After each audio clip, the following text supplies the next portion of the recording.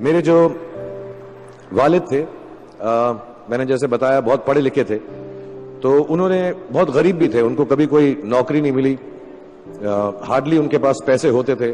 जो भी बिजनेस उन्होंने शुरू किया, इतनी तालीम हासिल करने के बाद भी वो फेलियर ही रहा। लेकिन उन्होंने बहुत प्यार दिया, और क्योंकि उनके पास पैसे नहीं होते थे तो मेरे हर जन्मदिन पे अपनी कोई पुरानी चीज मुझको दे दिया करते थे।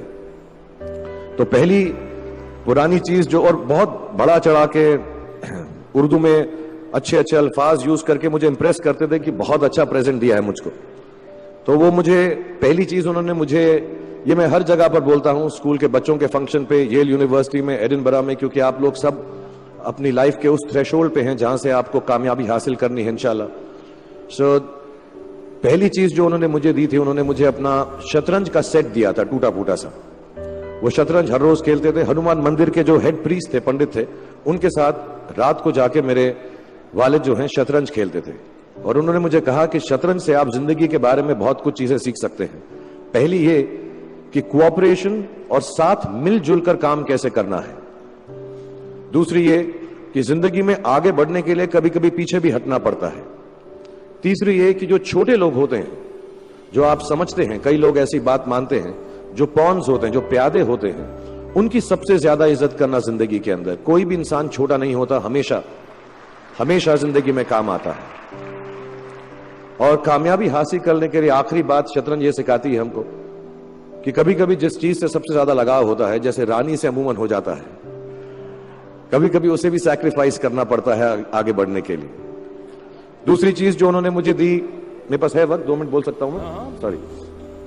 दूसरी चीज जो उन्होंने मुझे दी थी, वो एक टाइपराइटर दिया था। आज के जमाने में आई डोंट थिंक किसी को, बहुत सारे बच्चे होंगे यहाँ पे जिनको मालूम भी नहीं होगा टाइपराइटर कैसा लगता है। अब सब कंप्यूटर पे काम करते हैं। तो टाइपराइटर के ऊपर जब आदमी लिखता है और अगर गलत लिखता है तो उसको मिटाने में बहुत तकलीफ होती है। So you have to be very diligent, बहुत ध्यान से लिखना पड़ता है। हम गलती नहीं कर सकते। और टाइपेक्स यूज करते थे टाइप को निकालने के लिए, कभी उंगली फंस जाती थी उसकी कीज के बीच में, मगर बहुत मेहनत से, बहुत डिलिजेंस से काम करना पड़ता था। तो जब मैं उस पर टाइपिंग सीखा स्कूल में कॉमर्स करते वक्त, so the only thing I realise is that practice makes you perfect. तो जो भी काम आप जिंदगी में करें उसको डिलिजेंस से करें, ऐसा करें कि कोई गलती ना हो, अपना पूरा दिमाग लगाकर करें, सोच समझ कर करें। ऐसे करें कि ये काम जिंदगी में आपका पहला काम है और इसके बाद आपको मौका नहीं मिलेगा, और शायद ये काम आपका जिंदगी का आखिरी काम है, इसके बाद फिर मौका नहीं मिलेगा। So do it with that kind of diligence.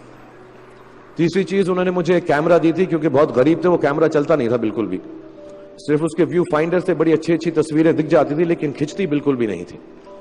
और इससे मुझे उन्होंने सीख दी कि जो हमारी क्रिएटिविटी होती है, हम जो भी, कभी कभी हमारी हॉबी होती है, कभी कभी हमारा उससे प्यार होता है, लेकिन हम उसको अपनी नौकरी नहीं बना सकते, अपना काम नहीं बना सकते। बहुत कम लोग ऐसे फॉर्चुनेट होते हैं जैसे मैं हूं कि जो मेरी हॉबी थी, जिस चीज से मुझे प्यार था, कलाकारी से, एक्टिंग से, वो मेरा पेशा भी बन गया।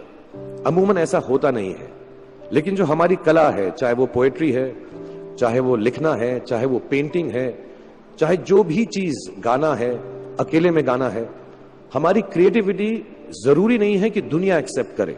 जैसे उस कैमरा की तस्वीरें दिखती नहीं है, लेकिन उसमें देखने से खूबसूरत लगता है हर कुछ, वैसे ही आपकी जो क्रिएटिविटी है वो अपने लिए रखें, क्योंकि जिंदगी में कभी ना कभी, कहीं ना कभी ऐसा मुकाम आएगा जब आप बहुत अकेला फील करेंगे। हो सकता है दुख का समय भी आए, उस वक्त आपकी जो क्रिएटिविटी है वो आपकी सबसे अच्छी दोस्त होगी, दुनिया उसको माने या ना माने। मैं बहुत खराब पोएट्री करता हूं, लेकिन जब भी दुखी होता हूं तो लिख लेता हूं। सराफ साहब से मैं अब सीखना भी चाहता हूं। मैं रेखता पे जाऊंगा, मुझे लगता है ये कमाल की साइट है, थोड़ी मैं शायरी वगैरह सीखूंगा। मेरी शायरी बहुत खराब है कि हमने तुम्हारी याद में रो रो के टब भर दिए, वो आए और नहा कर चल दिए। इस लेवल की पोएट्री है। लेकिन जब दुख होता है, ये भी बैठकर जब लिखता हूं तो बहुत दिल को शांति मिलती है। आखिरी चीज मेरे वालिद जी ने मुझे दी थी, वो दोनों मिक्स है, मैं जल्दी खत्म करता हूं क्योंकि आप लोगों के पास वक्त नहीं है, आप लोगों को अपनी डिग्रीज लेनी है, सोच रहे होंगे इतना वक्त जाया कर रहा है हमारा ये। तो मैं जल्दी से बताता हूं। एक, उन्होंने मुझे कहा एक सेंस ऑफ ह्यूमर हमेशा रखना जिंदगी में। हंसते हमेशा रहना, एक चाइल्ड लाइक इनोसेंस जरूर रखना। जैसे एक छोटे बच्चे की जो एक इनोसेंस होती है, जो उसका दुनिया की तरफ जो नजरिया होता है बड़ा इनोसेंट सा होता है, उसमें कोई खामी नहीं होती, गलती नहीं होती, अभी दुनियावी बातें नहीं आई होती, तो वैसी रखना। कई बार बचपन में मैंने जब बदतमीजी की या कोई गलत काम किया तो उन्होंने सेंस ऑफ ह्यूमर से मुझे बचाया। और जिंदगी भर अगर आप अपने ऊपर, अपने हाल पे, दुनिया पे, क्योंकि लोग आपसे हर कोई बात कहेंगे, अच्छी बात भी कहेंगे, बुरी बात भी कहेंगे, क्योंकि लोगों का काम है कहना। अगर आप उसको एक सेंस ऑफ ह्यूमर से देख सकेंगे तो जिंदगी जो है बहुत बेहतर रहेगी। And last not the least, what my father gave me, what my mother gave me and what your parents have given you, आपके जो पेरेंट्स हैं जो आपको दिया है, वो सबसे बड़ी गिफ्ट है, गिफ्ट ऑफ लाइफ। जिंदगी की जो जिंदगी एक खुद ही सबसे बड़ा तोहफा है हमारी जिंदगी, और उसको वैसे ही ट्रीट कीजिए। जिंदगी के अंदर जो भी मुकाम आए, जैसी भी चीजें हो, अच्छा हो बुरा हो, कभी अंधेरा हो कभी उजाला हो, हर चीज को रिस्पेक्ट कीजिए और जिंदगी में ग्रेस रखिए हर इंसान की तरफ।